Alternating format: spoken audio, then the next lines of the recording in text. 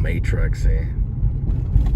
Remember the Matrix? Okay, I remember there was the two theaters that are downtown. I have it. One just says Norris outside. I don't remember if it was an AMC, but it was right at Sundance Square. It closed down a long time ago, but there I saw Natural Born Killers, JFK, Malcolm X, True Lies, Pulp Fiction, Leon the Professional,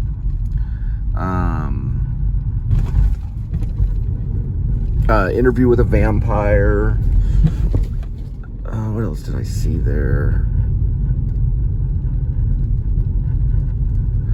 Salvation. I saw Terminator Salvation. Well, no, I'm sorry, not Salvation.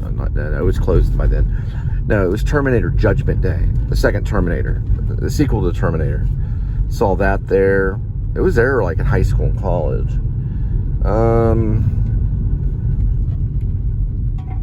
There was some horror film that I saw there, kind of like around the time of Pulp Fiction. It was pretty dark, and it was kind of, it was kind of satanic and stuff. Don't remember the name of it. I saw that there. Dazed and Confused. I saw that there too. Dazed and Confused. They switched everything over eventually to the AMC that's there right by the Cheesecake Factory by Bass Hall. That one I saw, like The Truman Show, Snake Eyes, Dead Man Walking, and you could go back and forth to either the theaters because both of them were open at the same time at one point. At the other one by Bass Hall, I saw, which is basically, I guess it's AMC now, yeah. Oh yeah, I saw Summer of Sam there. A lot of them. But yeah, you could go. It was cool because you're like, oh, it's not there. Maybe I'll go to the other one. You just walk a block down to the other one. The other movie would be there. Then they closed down the one that's over there by a Caravan of Dreams, and they just put a thing up there that just says Norris. So I don't know. It's a lot of empty buildings there that I don't know that were once movie theaters. It'd be cool to go in there and see if they're abandoned movie theaters or like what is it, you know? Are they offices? You know, like what, I wonder what they did.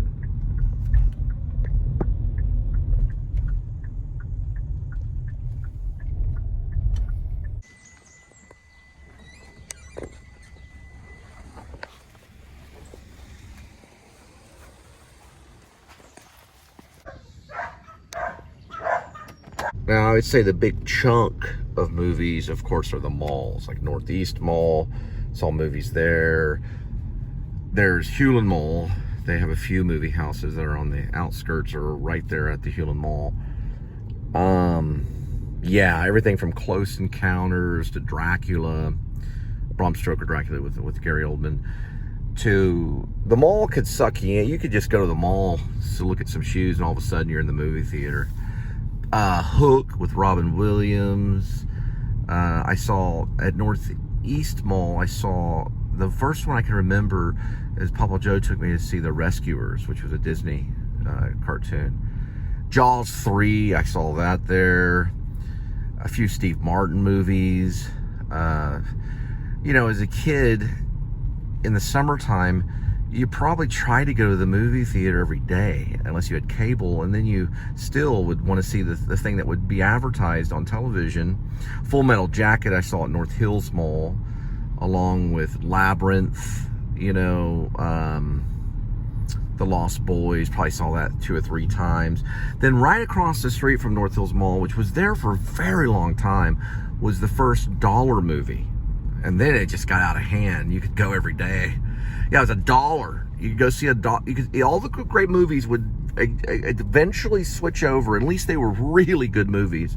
And a lot of times even those would switch over. Eventually they would show up at the dollar movie, even though they had already gone through Blockbuster and gone through this whole... I saw Reality Bites at a dollar movie. I saw The Crow at a dollar movie. That was the dollar movie at North Richland Hills. Then they started with the stadium movies. Those were like huge stadiums of just, who knows how many, 500 or more. And the first one I saw that I can really remember, and it was at Tinseltown in Grapevine. That was Fear with Mark Wahlberg. That was at a stadium. They played Bush. And Mark Wahlberg was in it. It was a huge screen. Those, I saw things like Saving Private Ryan.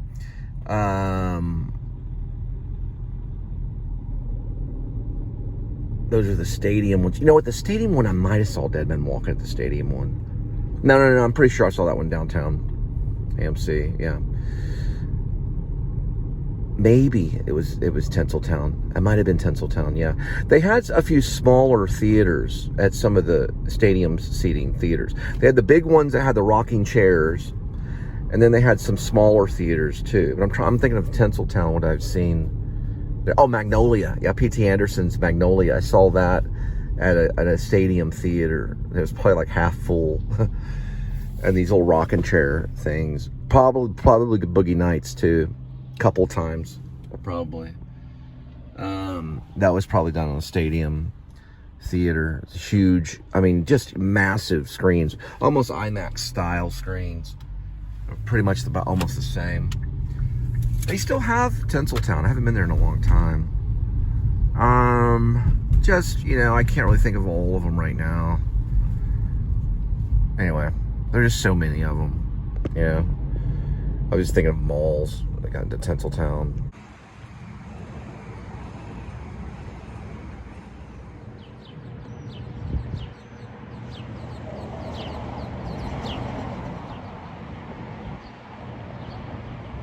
Now, in 1995, I worked at this location.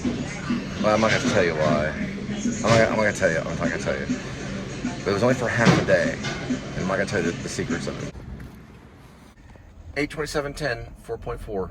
Oh, 8/28/11, 4.4.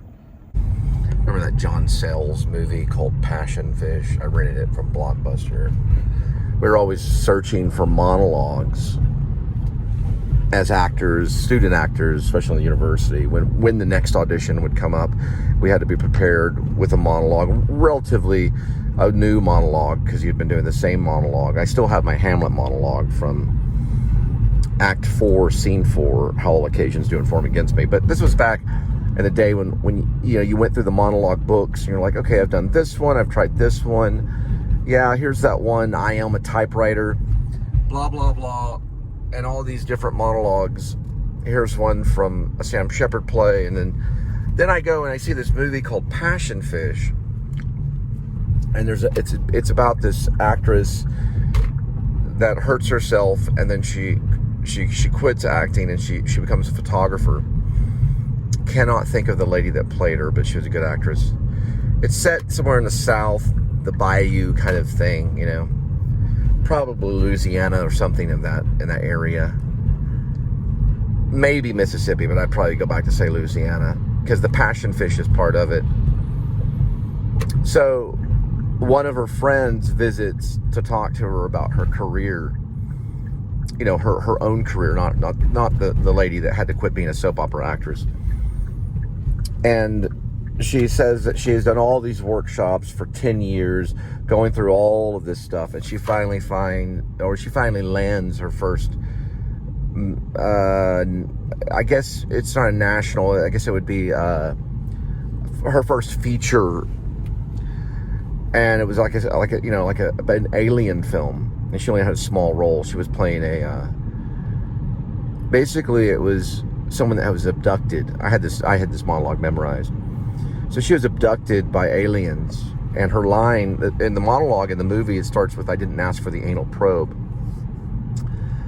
And she talks about all her struggles and everything she goes through, and meeting the director, and then standing on the little tape that's for the mark, you know, a little mark for the tape. And the director finally walks up to her and says, "Let's try it a few times with color." And she goes, "I didn't ask for the anal probe. I didn't ask for the anal probe. I didn't ask for the anal probe. I didn't ask for the anal probe. I didn't ask for the anal probe." And that was it. And, you know, and so she ends the monologue with, you know, that was it. You know, she had gone through all this stuff, and she even talks about her apartment and how she always left the television on just for the sound of it. I remember that part of the monologue. Well, I did them. I had the monologue. It was one of the monologues that I would occasionally throw out there. I was a male actor, but I thought it was kind of creative or unique of me to take a female actress monologue written by John Sells, even though it was written by a man. And I would try that. Well, I get out to Diane Salinger's, Tom Noble's house on Mulholland Drive where we rehearsed. We were being trained by a professional coach, which is Diane Salinger, who was Simone in Pee-wee's Big Adventure. And she had a right-hand lady named Holly. She was very pretty, and Holly would organize everything for her, because Diane would just kind of show up, and she was like a guru, acting guru, so they would just, everything would be in its place. Diane would do a little bit of cleaning and things like that, but she was taught by Stella Adler. So she was, I guess, kind of like a god, or goddess. She was an acting coach. And so all of a sudden Holly busts out. She stands in front of the class, because she also was an actress. Everyone there was an actor or an actress. She stands up in front of everybody and she goes, "I didn't ask for the anal probe." And she goes right into the monologue word for word. And I'm just cringing, going, that's my monologue. I could have done it, But I did another monologue later. But I thought it was interesting. It was written for a woman. I don't know if I wanted to talk to Holly to say, what. Eventually, somewhere around the block of staying there, I would have probably done a scene with Holly. Holly had like really, really curly hair, heavy chested, thin, curvy. I'm about to sneeze.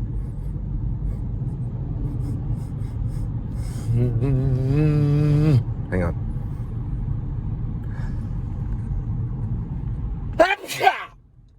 She probably ended up marrying and turning into a soccer mom. I'm sure. It just depends on the way you go. I always think actors, especially the famous ones like Gary Sinise, John Malkovich, the really good ones, Gary Oldman, there's secretly people don't realize this, and I don't hurt their feelings or anything. Even Laurence Olivier, Marlon Brando. They're actually very intense or very on the high grade level losers. I know it sounds bad to say.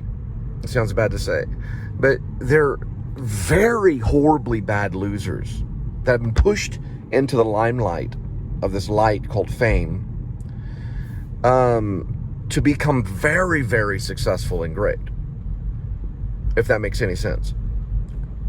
Well, I mean, we were too functional, I think, for one thing. I've always heard the word being too responsible. Brando would sneak in, in New York, he would sneak into people's apartments, climb through the windows, and use their orange juicer to make fresh orange juice, and then leave. He'd also eat their food, and then, not all of it, but he'd eat some of it and just take off. That's the type of person Brando was. He'd also go to bars and hoard up, either direction on the gender too. I don't say that that's a good thing to follow, but they're not like the normal person. Why they fit in, I don't know. The filmmaker may be more responsible. The director would probably have to be, because they're holding things together. Some actors are so irresponsible they can't even direct. Brad Pitt. But, they probably eventually would be able to. But you don't know these crazy stories. They're like, well, I don't know if I would have done that. That's the actors that end up making it. But, Gary Oldman's a different story, because Gary Oldman made it fairly young, and he never had to work. Well, other than being an actor. He basically was just put right into the limelight at a pretty young age. So it was like people like Eddie Murphy, 19, he was on top of the world. But I don't know why I'm saying this, but it's like the responsible, successful people usually at most end up community. Oh my gosh, community theater actors. Look at this right here. Oh my gosh. What in the world? Hang on, let me detach.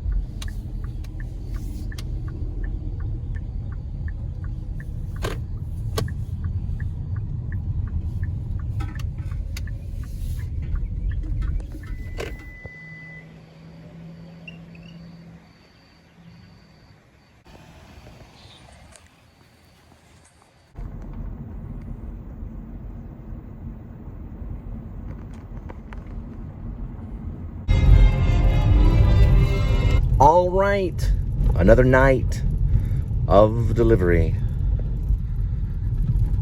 We're gonna head back to see Linda and Kitty.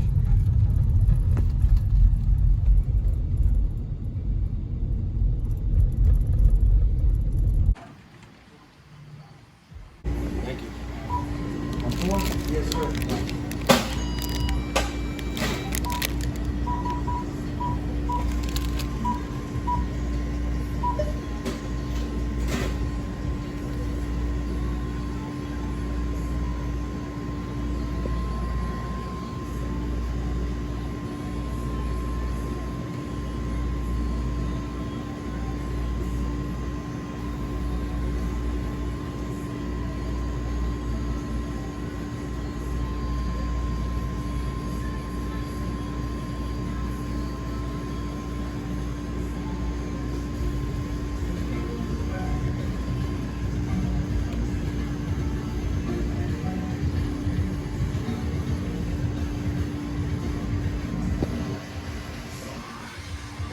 So the zero sugar cherry, wish I put spice in it now. It has the components of a soft drink, you know, like Coca-Cola, and it goes in similar, but the kick isn't there as much as a regular sugar one. It's actually, the kick is kind of artificial, you could say. But yet there is what appears to be a kick, you know. I'm listening to I'm Waiting for the Man by a Revolutionary. But regardless, it is similar. Severance. Severance. It's based on a book. Kiss the boot of shiny leather. Up to Lexington, 125. Feel sick and dirty, more dead than alive. Waiting for the man. I'm waiting for my man. 7-Eleven gift card in my hand. They got purple Slurpees and Dr. Pepper. But I cheat the diet, doesn't have the kick or whatever. Waiting for my man. He's got a green and reddish orange striped shirt with a name badge in his hand. I could use Apple or a gift card. I don't know what I'm gonna do, but I gotta run around in circles in my backyard, yeah, but waiting for the 7-Eleven man. If you think you can make him back down, forget it. He just ain't made that way. And remember, Kyle is gonna go where he wants to go, do what he wants to do, and see who he wants to see. Right, Kyle? Waiting for my kitty. Chicken entree with gravy in my hand. Chicken entree with extra gravy for my kitty from the can. Up to Lexington, 125. Got cat litter, I feel alive, yeah. Waiting for my kitty. Chicken entree with extra gravy in my hand. Come on, kitty. You ready? Don't look excited.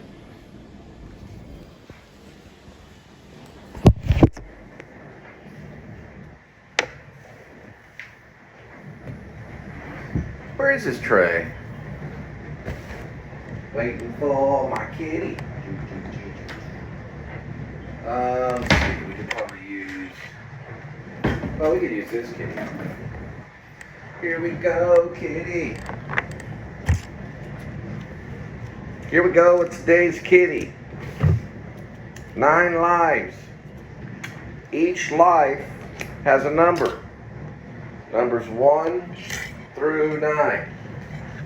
Swirl the kitty. Pick a life. Today's kitty is